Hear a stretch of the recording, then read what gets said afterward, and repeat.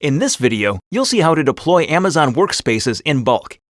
With the AWS Service Catalog Bulk Deployer, you can simplify desktop delivery to your remote workforce, reduce costs spent on desktop and laptop resources, and rapidly provision and scale deployments. We'll start off in a GitHub repository that contains the AWS Service Catalog reference architecture needed to deploy WorkSpaces in bulk. This repo enables all the necessary components required to provision any number of workspaces at scale. Let's take a look at the documentation. You'll need a comma-separated value file, or CSV file, containing information on all the workspaces you want to provision, in this format. In this case, we already have our CSV file ready to go. As you can see, we'll be deploying 2 workspaces, but we can just as easily deploy 200 or 2,000 workspaces using the same method. Let's continue. Launching this stack will install all the components needed to bulk provision your workspaces. For the purposes of this demonstration, we have already done this. Let's take a quick look at the main components. From our GitHub repo, we have created several CloudFormation stacks that will be required for bulk provisioning. We also have 2 products created in AWS Service Catalog. We'll be using the Start Bulk Deploy Workspace product to kick off the bulk provisioning in just a moment.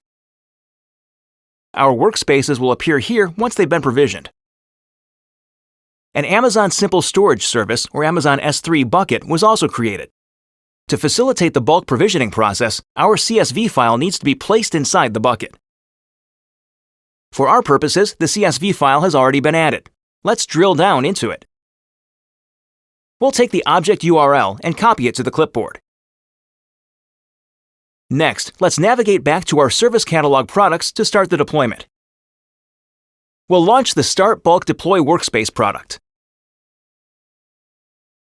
We can enter a provisioned product name or generate one. Let's generate a name and then review our parameters.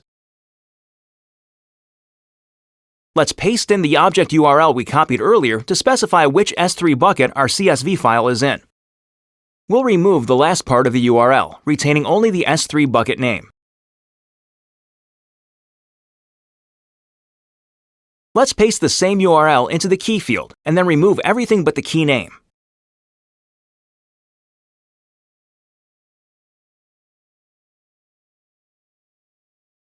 Next, let's input the batch name and specify an email for reporting.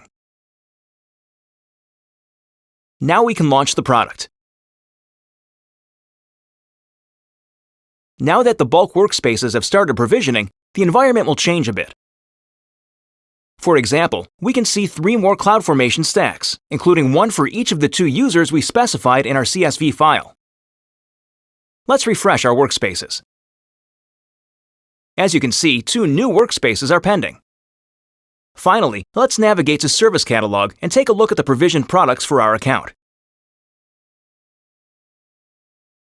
Notice that there are 2 new products in our environment. Our provisioned products are now available and ready to go.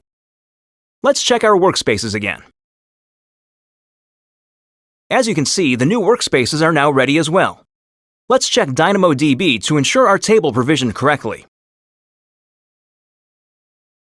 Everything looks as it should. Finally, let's check out our newly created CloudFormation stacks. We'll drill into one to verify that everything from the CSV file carried through correctly. As you can see, the text file and CSV file match up. You've just seen how to provision and deploy Amazon Workspaces in bulk. You can learn more about this topic in the description and links for this video. Thanks for watching. Now it's your turn to try.